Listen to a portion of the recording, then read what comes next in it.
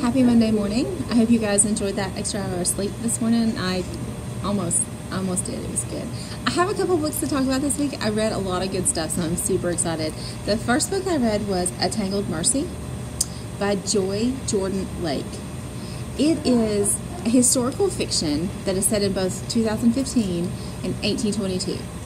And so we hear about 2015 from a graduate student whose mother has recently died, and she's kind of stressed out, doesn't know what's going on, is trying to decide what she's going to do with her life, and there's some secrets and some mysteries to her mom's life, and she's not really sure where to find the answers. Her dad's wasn't talking, her dad's lawyer wasn't talking, so she ends up back in Charleston where it all sort of started.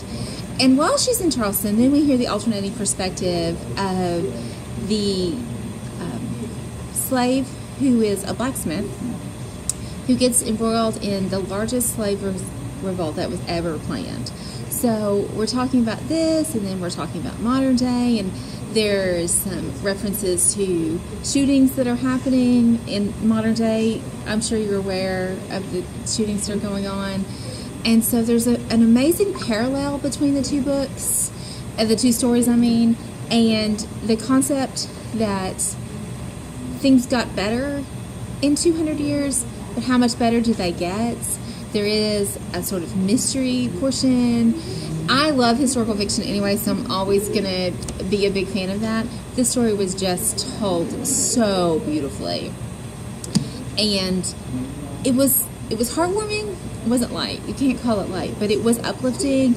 And of course for me, the ending, it was a happy ending. And that's what I need in my life, really. I need a happy ending. That's what I look for in a book. And so I got that from A Tangled Mercy. It was so good. We do not have it in the collection yet, but it's one of those books that are on our list. So I checked it out from you should be able to check it out from the public library. I actually had it from Kindle. Who knew? I bought a book for myself. Crazy talk. But it's really good. So we're going to get it in the library. Come ask me about it if you're interested. The other books I read, Into the Dim and Sparks of Light. I reread Into the Dim. I read it not this January, but last January, so I wanted to make sure that I remembered all of the good stuff. It is about a girl whose mother dies. Like there was a theme or something going on this time. So this girl goes to her family's ancestral house in Scotland, only to find out that the Dim is a place that sort of conducts time travel. And so she and her family go back in time. So good. It's so good. The historical accuracy is great. I enjoy that. So in this book, they end up back in medieval England.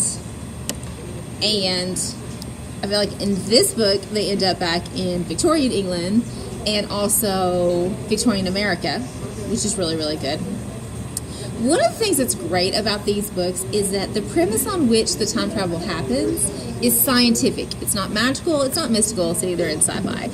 It is scientific, and they're based on Tesla's designs. So obviously, that's a name you know. You've heard of Tesla and the advances that he's made. And in this book, we actually meet Edison. It's really in the Vanderbilts and John Jacob Astor. It was really good. The Gilded Age is well represented, which is one of the reasons it's so shiny on this one. If you like a time travel book, if you liked Ruby Red, if you like sci-fi with a little bit of history in it, they're amazing books. These are books 1 and 2. There is a book 3. It's not out yet. This one just came out, so I'm in for a long wait. These are really great books, though. So if you're interested, come check them out.